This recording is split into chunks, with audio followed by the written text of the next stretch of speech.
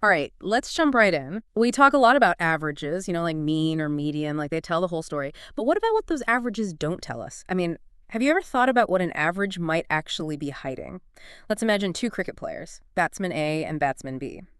Over their last 10 games, both of them had the exact same average score, 53. Even their median score is 53. You'd think, looking at just that they're performing pretty consistently, right? Yeah, at first glance, you'd think so, right? I mean, those numbers seem to point to a pretty similar level of performance. But, if we actually dig a little deeper into their individual scores, we start to see a totally different picture emerge. A totally different picture. So, batsman A's scores were all over the place. You ready for this? 30, 91, 0, 64, 42, 80, 35, 117, 71. I mean, talk about inconsistency. Going from a duck to blasting a 117, that's a wild ride.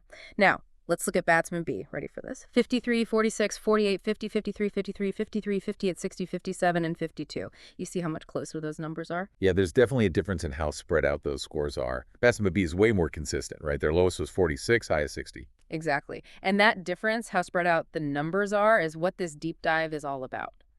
Understanding what's called dispersion or variability in data. Because knowing the average, well, that's really just the tip of the iceberg.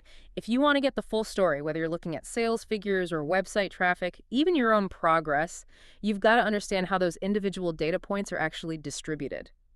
This isn't about getting lost in a bunch of complicated math. This is about giving you the tools to see the bigger picture, the details that a simple average might miss. You got it.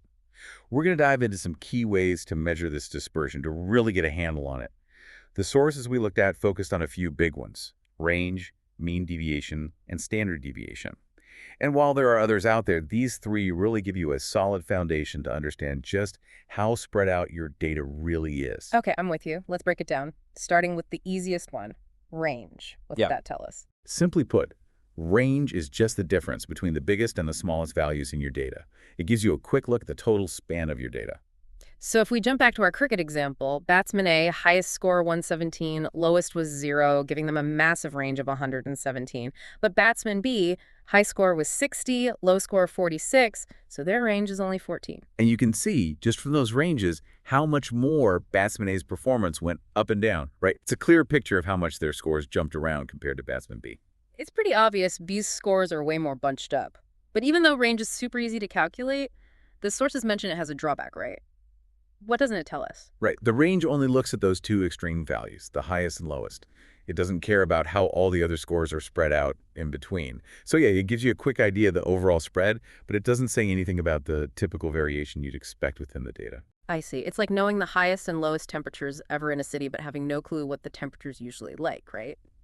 So to really grasp that typical spread, we need to look at measures that consider every single data point. And that brings us to mean deviation. What's the basic idea there? Well, mean deviation is all about looking at how much each data point differs or deviates from a central value. The central value could be the mean, the average, or sometimes even the median of the data set. Gotcha. So in our example, for each of a batsman's scores, we'd figure out the difference between that score and their average score, right? Yeah, you got it. But here's a tricky thing. If you just average those differences, added them up and divided, you'd often end up with something close to zero, especially if you're using the mean as your central value. Why do you think that happens? Well, I'm thinking because some scores are going to be higher than the average, some lower, right? So you'd have positive and negative differences, and when you add those together, they kind of cancel each other out. Exactly. Imagine you have one score that's 5 points above the average and another that's 5 points below. Add those together, +5 and -5, you get 0. You lose all the info about how far away each score really was from the average. So we need a way to make sure those negative signs don't mess up our spread measurement. Okay, so what's the trick? The trick is we use what's called the absolute value of each deviation. That basically means we just ignore the negative signs and just look at the size of the difference, how big it is. Once we have the absolute deviation for each data point, we average them all up. And that average of the absolute deviations, either from the mean or median, that's what we call the mean deviation. Gotcha. We're basically finding the average distance of each data point from our central point, ignoring if it's above or below it. And there are specific formulas for this, right?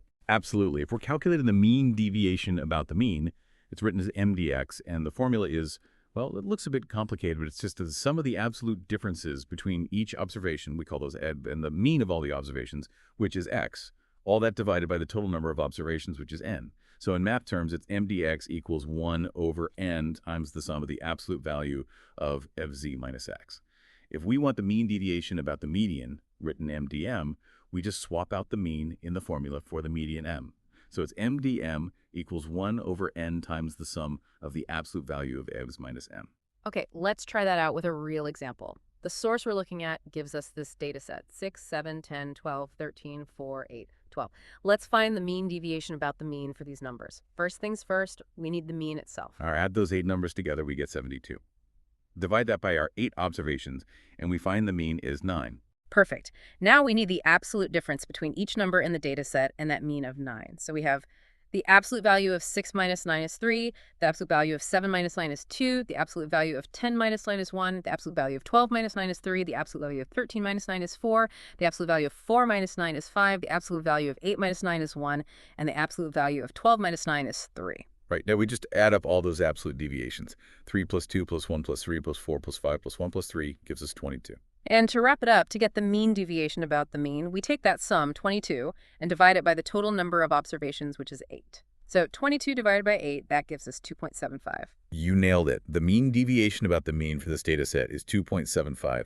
That tells us that, on average, each point in this set is 2.75 units away from the mean of 9. It gives us a much better understanding of the typical spread than just knowing the average on its own. Yeah, I'm starting to see that. Now, our source also mentions how to calculate mean deviation for grouped data. What's the main difference in that approach? Well, the idea is the same. We're still trying to find that average absolute deviation from the center.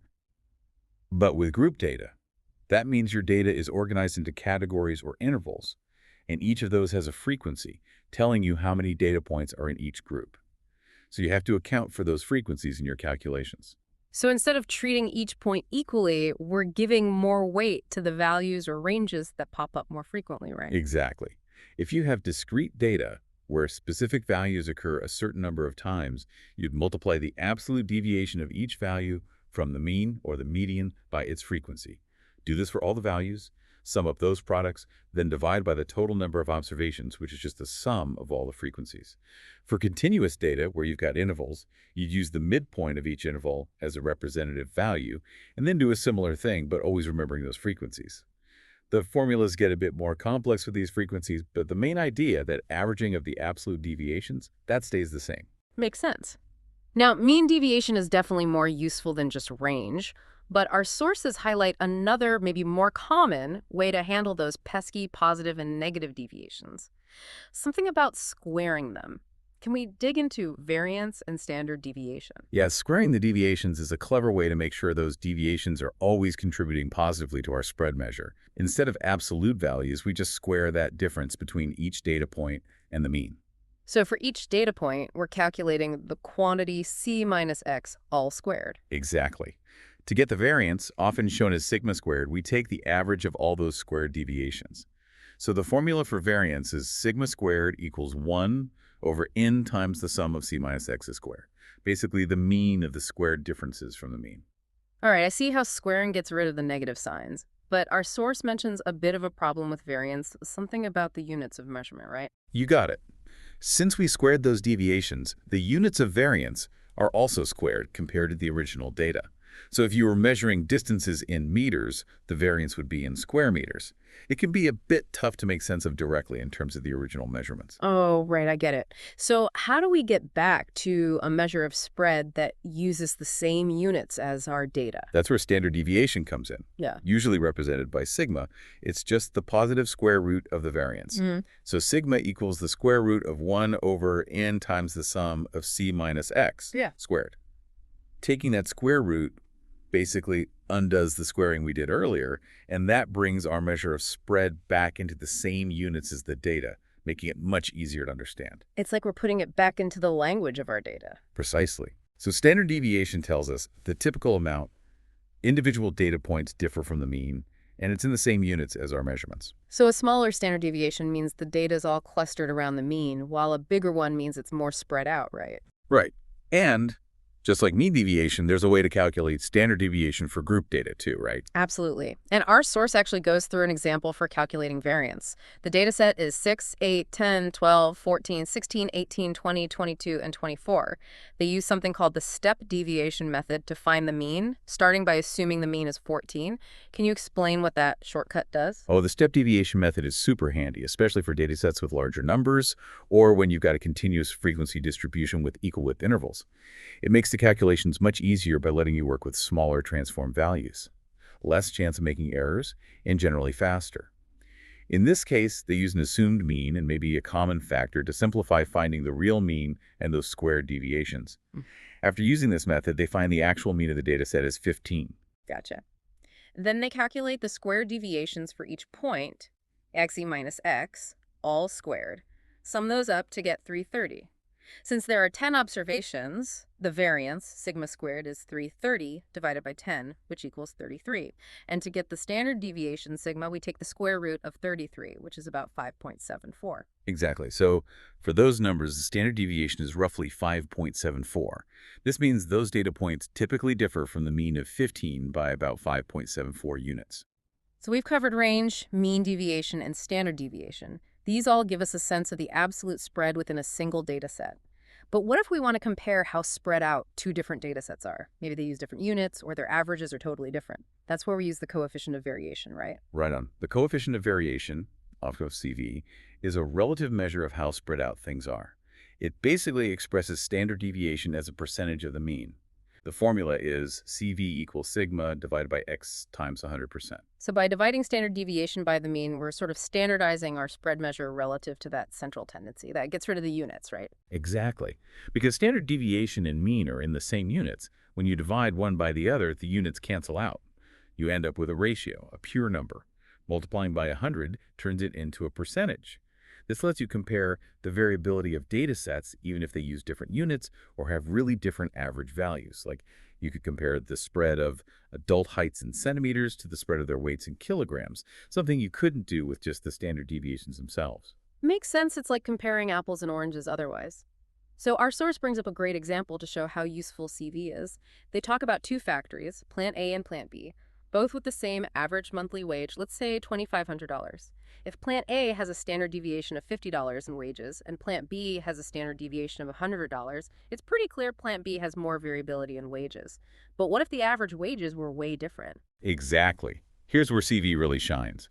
Our source looks at heights and weights of a group of students. The average height is 162.6 centimeters, with a standard deviation of 11.3 centimeters. The average weight is 52.36 kilograms, with a standard deviation of 4.81 kilograms. Just looking at the standard deviations, 11.3 is bigger than 4.81, so you might think heights vary more, but you're comparing centimeters to kilograms, which doesn't tell you much about relative variability. Right, like we said, apples and oranges. So how does the coefficient of variation help us out here? We calculate the CV. For heights, it'd be 11.3 divided by 162.6 times 100%, which gives you about 6.95%. For weights, it's 4.81 divided by 52.36 times 100%, which is about 9.18%. So now we see the CV for weight, 9.18%, is higher than the CV for height, 6.95%. So even though the standard deviation for heights was bigger relative to the average height, the weights actually show more variation within the group. You got it. A higher coefficient of variation always means more relative variability, while a lower one means things are more consistent, no matter the units or how big the means are. So if you were trying to figure out which investment fund has more stable returns, even if one has a higher average, CV tells you which one has been less volatile over time, really important for managing risk.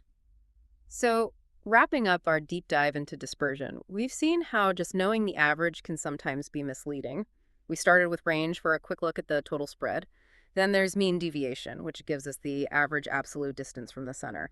And we talked about variance and standard deviation, where squaring those deviations gives us a more reliable way to measure typical spread. Finally, we explored the coefficient of variation, super useful for comparing how spread out data sets are, even when their units or averages are different. That's a great summary.